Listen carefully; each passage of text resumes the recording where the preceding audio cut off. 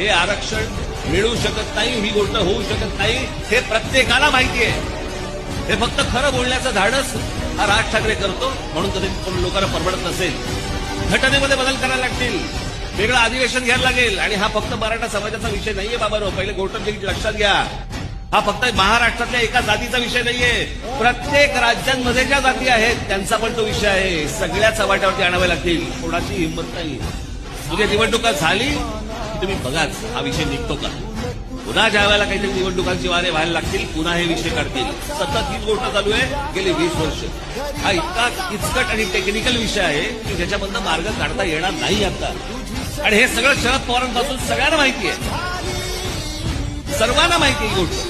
महाराष्ट्रामध्ये माझ्या हातात सत्ता देऊन बघा, त्यामधला एकही तरुण आणि एकही तरुणी कामाशिवाय राहणार नाही. प्रत्येकाच्या हाताला काम असेल, पण ते जातीप्रमाणे दिलं जाणार नाही.